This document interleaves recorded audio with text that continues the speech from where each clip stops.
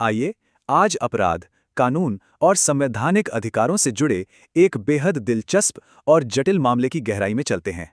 बिना हत्या के मौत की सजा। शक्ति मिल्स मामले ने इसी बहुत बड़े कानूनी सवाल को जन्म दिया। 2013 में मुंबई की शक्ति मिल्स में हुए 2 खौफनाक गैंगरेप मामलों ने पूरे देश को झकझोर के रख दिया। डीएनए और फोन ट्रैकिंग जैसी कमाल की फोरेंसिक तकनीकों से पुलिस ने अपराधियों के खिलाफ एकदम पुख्ता केस तैयार किया। नतीजा, मार्च 2014 में निचली अदालत ने फुर्ती दिखाते हुए आरोपियों को 13 अलग अलग संगीन मामलों में दोषी करार दिया। सबसे अहम बात, 3 आदतन अपराधी थे। इसी वजह से धारा 376 ई जैसा एक बिल्कुल नया कानूनी प्रावधान लागू हुआ। इसी नई धारा 376 ई का इस्तेमाल करके निचली अदालत ने ऐतिहासिक फैसला सुनाया और तीनों को मौत की सजा दी। अदालत ने साफ कहा, ऐसे अपराधियों में सुधार की कोई गुंजाइश नहीं है, इसलिए समाज में सख्त मिसाल बननी चाहिए। तीखी राजनीतिक बयानबाजी के बीच भी न्यायपालिका बिना भटके पूरी तरह से निष्पक्ष कानूनी प्रक्रिया और न्याय पर अडिग रही।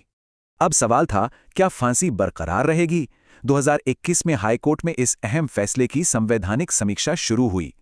हाईकोर्ट ने आनुपातिकता के सिद्धांत का इस्तेमाल करते हुए इस फांसी की सजा का बारीकी से दोबारा मूल्यांकन किया। सजा हद से ज्यादा तो नहीं? ये देखने के लिए अदालतें इस सख्त 4 चरणीय कानूनी टेस्ट का इस्तेमाल करती हैं।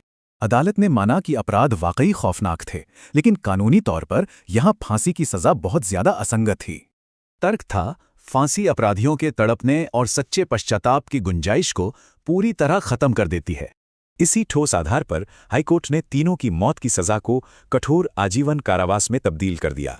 पर इसे कोई रहम मत समझिए, अदालत ने आखिरी सांस तक बिना किसी पैरोल के कठोर कारावास का आदेश दिया।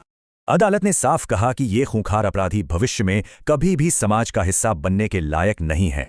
अदालत जानती थी कि जनता फांसी चाहती है, फिर भी उन्होंने बहुसंख्यक भावनाओं के खिलाफ जाकर ये कड़ा फैसला सुनाया। भारी जन आक्रोश के बावजूद अदालतों के लिए कानूनी प्रक्रिया और न्याय के सिद्धांतों का पालन करना ही सर्वोपरि है। अंत में सवाल यही है, समाज को सामूहिक प्रतिशोध और संवैधानिक मानवाधिकारों के बीच अंतिम